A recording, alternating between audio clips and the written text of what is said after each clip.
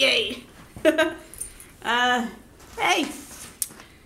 As promised, ow, I just drew pen all over myself. Put that away. I've got some notes that I'm going to talk about in part 2 of my story. This is part 2 of the 4-part story of my life so far. I said this is part 2. This is more like part 2, part 1, because part 2 is going to be, it's a big part. So I'm going to lay a little groundwork down, and just this part is going to take part from when I was adopted at the age of 9 up until I was,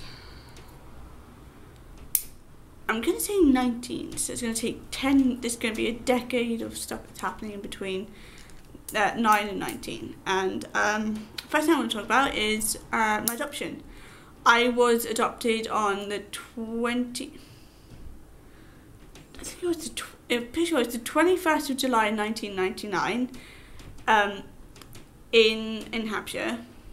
I remember the judge's name, but I'm not going to mention it because, well, it's personal and private, and I'm not going to mention it. And it's kind of cool because they've got the door wide open, so give me a second, I'm going to close the door. Oh god.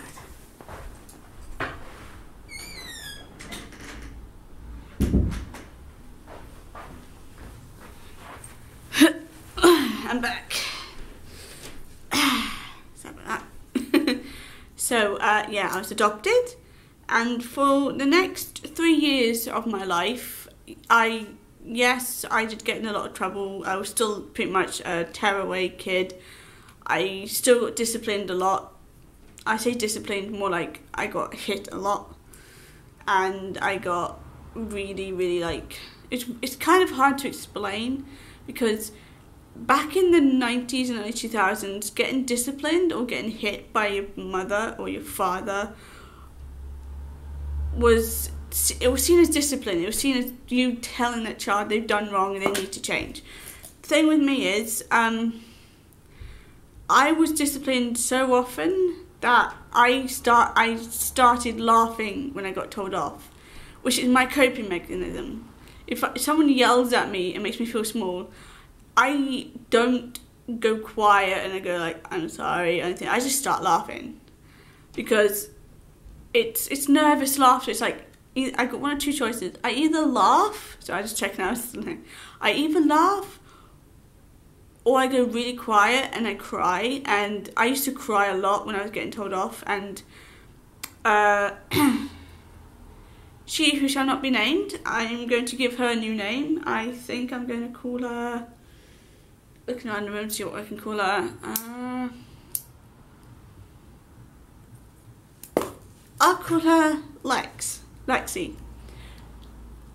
The reason I'm changing my name is I don't want, I mean, she's probably going to find it eventually anyway, but what I don't want is for me to call her out and then me to end up in a lot of trouble because I've called her out on it. So I'm changing the name to protect her identity in a way, because I don't want anything to come back on me. I don't want to be shot verbally and literally ripped apart emotionally, because I've done that so many times. That's been done so many times to me that I don't really want to have it happen again, because it's so damaging when that happens to you. It's so hard to like pick yourself up, pick up the pieces and go, right, I just got shot verbally.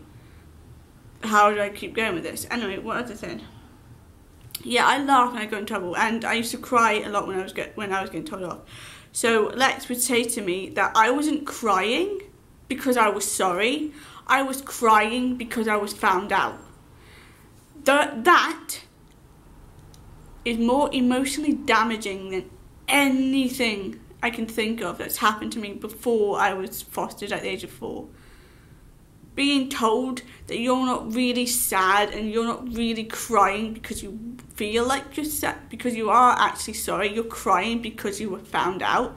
To this day, if I cry, I don't know if it's real tears or fake tears, because I've heard that happen so many times that I can't just differentiate the two anymore. I am like so I'm so conflicted by it all. Like if someone says something and I cry because it's sad, I literally have to think to myself, you are actually sad, you are allowed to cry.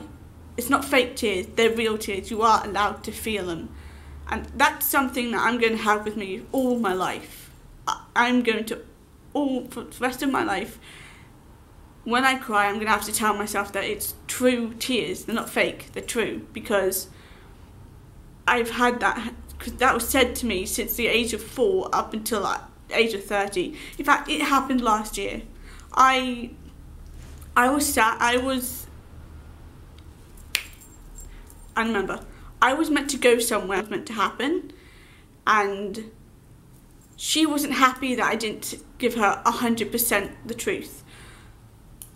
I'm an adult. If I want to go somewhere, you have no right to know exactly where I'm going. No one has the right to know exactly what you're doing, exactly where you're going. No one does, because it's your life and you're in control, no one else. So of course I was upset. So I was crying because I was upset. She goes, you're not crying because you're sad. You're crying because you knew that what you're doing was deceitful and you got found out. No, I was crying because I didn't have a life. I was crying because you took away something that I had been looking forward to for so long. You took it from me. And you didn't even feel bad that you did that. You didn't care how small you made me feel. You didn't care how destructive you were. You didn't care. Because in your eyes, you were in the right and I was in the wrong, and therefore I should be punished for it. No, no. You don't get to punish me anymore. I'm not punishing you, so don't even start on me. The way I feel about her right now, I'm not angry, I'm not sad. I'm just done with the whole everything to do with her.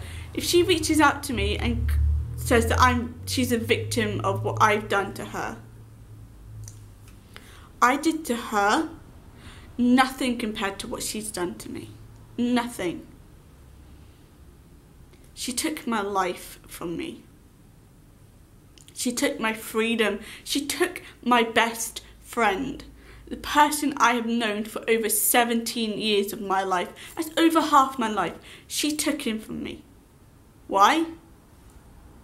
Because she could. Because I wasn't strong enough in myself to stand up and say no. This is it. This is my no. I got way off tangent there. So I'm going to go through this and probably edit this out and make it a rant video or something. I don't. That crying, well, it was fake crying. So I couldn't tell the difference. And then, when I was 12, that her and my father have split up, and that me and my brother are going to move to Wales. My oldest sister, she lives in the same place that I came from. It's in Hampshire. I'm not going to mention the name because I don't want anything to happen because of this. And she was old. She was an adult. She had my nephew at that point, so she could stay if she wanted to. So she chose to stay. I wish to high heaven I had been given the option to stay, because I would have stayed. Granted, I'd have never met my best friends forever, but at least then I'd have had family that actually cared, the way I see it. But yeah, so I found out recently the reason that they split up. Lex had been cheating on my dad. To be honest,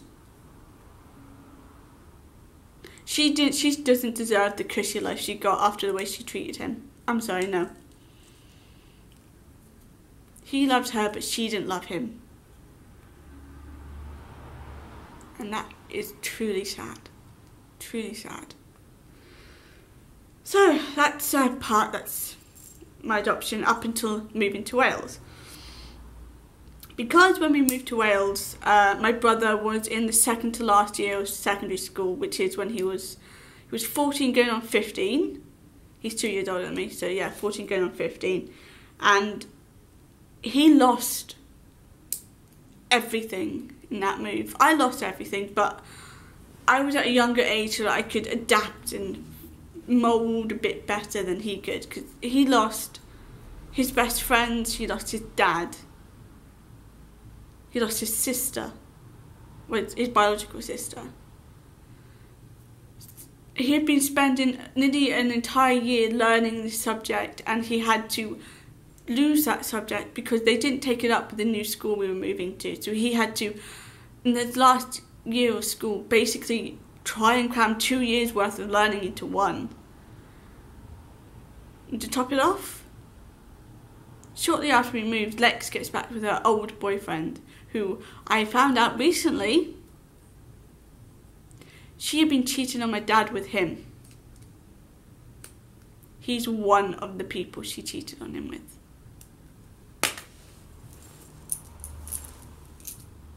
So, my brother loses everything. And Lex buys her partner, she buys him weed. Marijuana, if you want to know. And she would give some of that to my brother. My brother then gets addicted to the weed and to alcohol. He also becomes deeply, deeply severely depressed. It culminated in the fact that one night when Lex and her partner were away on holiday, he tried to burn the house. Me, himself, his best friend and his best friend's girlfriend. He tried to kill us all, and himself and the house too.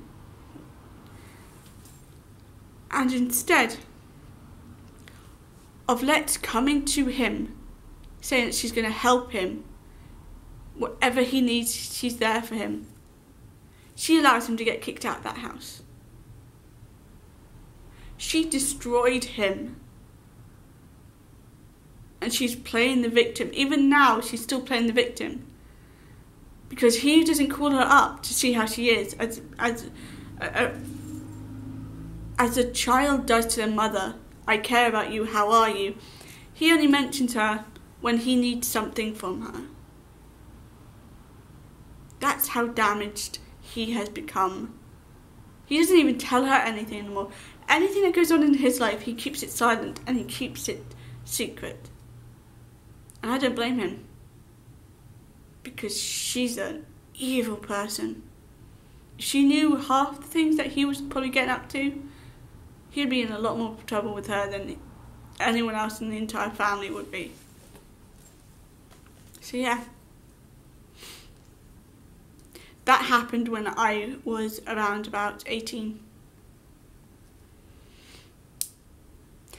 Lex at this point, well, on round about in May 2003, when we move into Herb's, that's her partner, his house, when we move into his house, she gets told by him not to pick anything heavy up. He will do it once she's had a cup of coffee. What does she do? Completely disregards him and says, I'm going to do it my way. I can do this. I'm doing it. Picks up a very heavy plant pot and puts it down. Steps back, falls over a water feature and damages all her right shoulder. It's still not healed to this day, and that is the main reason she cannot work, because it's so severe. Thing is,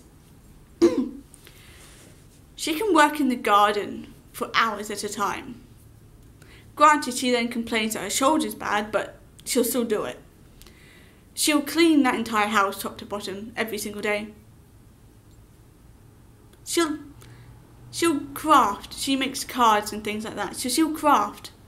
But apparently she can't use her shoulder to write. I have seen her write letters. She can spend all day on the internet, typing away on her Facebook groups. But she can't work. No, that's not on. And yes, you guys can argue that I'm not working right now. I'm not working because right now I am struggling mentally and emotionally with what happened to me, and I'm learning to move on and forget it.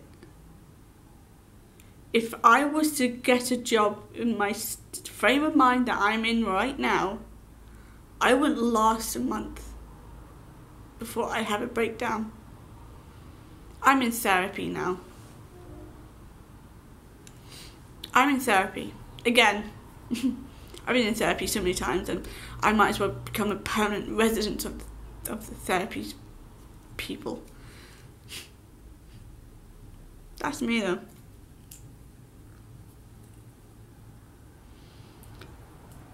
In September of 2003, I met my best friend, my younger brother, because I see him as my younger brother. I've known him for so long. He's basically my younger brother.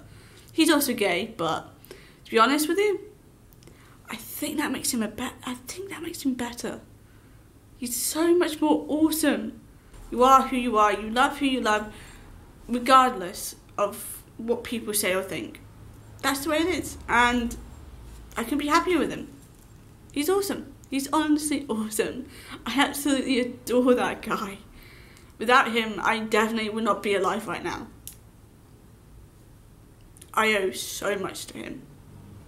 Like, so much to him. He probably doesn't know how much I owe him.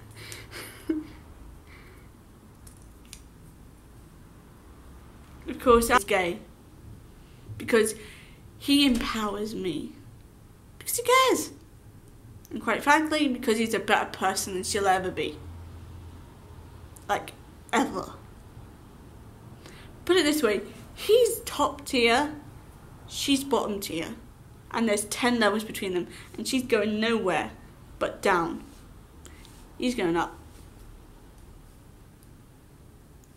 He gave me confidence when I didn't have any. He made me laugh when I felt like crying. He was there by my side when I needed him most. Of course, Alison doesn't like that, does she? Independence. I don't rely on her. I'm not dependent on her. She can't have that. So she waits for a reason to stop me speaking to him. Stupidly, I gave her the reason. When I came out as transgender for the second time, I was going to move in with Matt's place and stay with him for a while. Of course, she causes a huge ruckus. Tracks me down in her car. Leaves me traumatised. She doesn't care. She really doesn't care. She acted like she cared. She acted like I meant something. I meant nothing to her apart from a piggy bank that she could take money from. That's what I was. I was a bank account.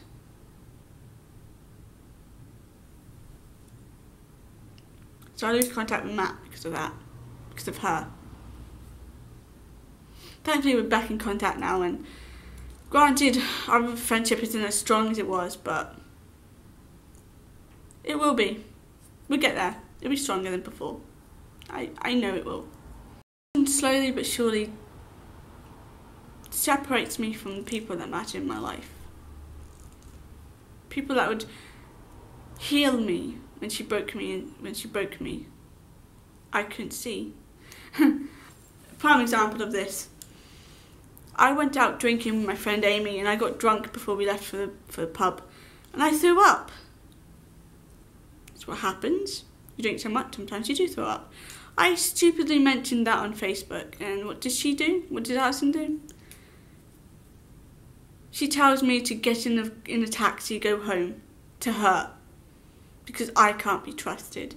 And to this day, she still doesn't trust Amy 100%. And I know for a fact that Amy would not let anything happen to me. Because Amy and Matt are my sister and my brother.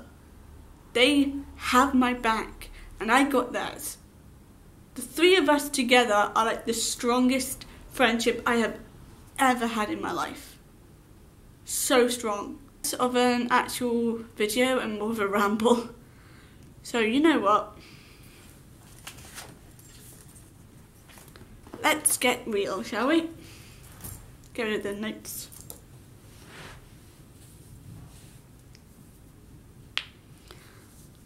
I'm at a part of my life, a crossroads. One leads to a future of happiness, freedom, tranquility, and a life. And the other one is dark, twisted, and it's behind me. If you will, think of Snow White and the Seven Dwarfs, the movie, the Walt Disney movie. When Snow White flees from the castle, or rather from the huntsman, where does she go? Into a dark, twisted forest. That's my past. My past is that dark, twisted forest. And my future is the dwarves' home. It's lovely, it's warming, it's hardening, and I think, oh, my heating's so long, it's getting a little cold. And that's the life that I've always wanted, and I finally get my hands on it. And there are days when I feel like I'm a fraud, like I don't deserve it because I'm a bad person. I actually believe that I am fundamentally evil and wicked. I've lost count the amount of times she's told me to get out of my face and you make me sick. And you're an evil person. You know, she's actually called me a bitch a couple of times as well. Because things didn't go her way. So I'm the one in the wrong.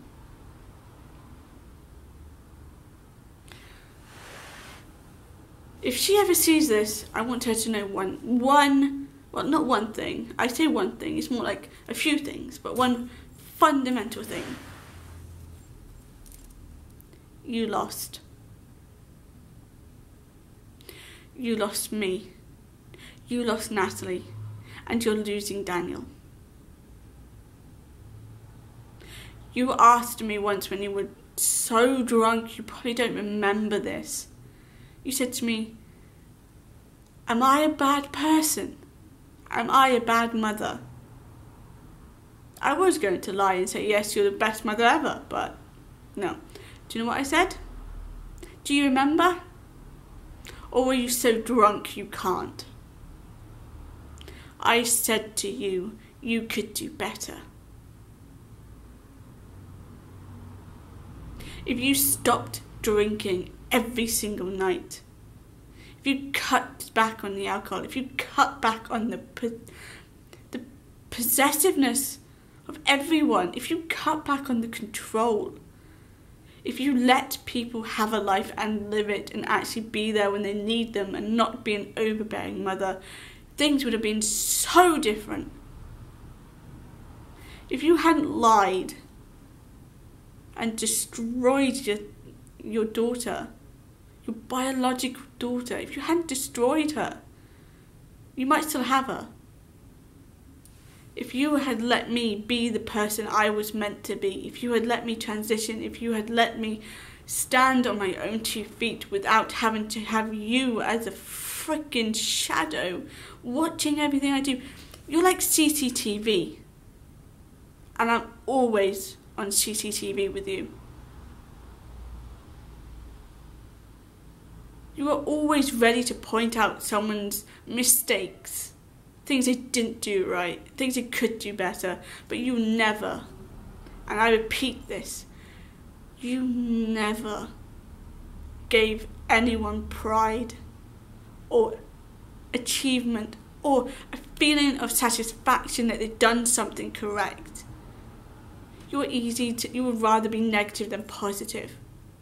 And that small thing there is coercive control. And do you want something else it is? Something else that your biological daughter mentioned in the letter. She called you a narcissist. You, my dear, are a narcissist. And that is not okay. That's never been okay. It will never be okay. I hope you like the bed you made. because it wasn't my doing, it was yours. No wonder you can't sleep at night. Who can blame you? The way you are, the way you act. Change before you do end up alone.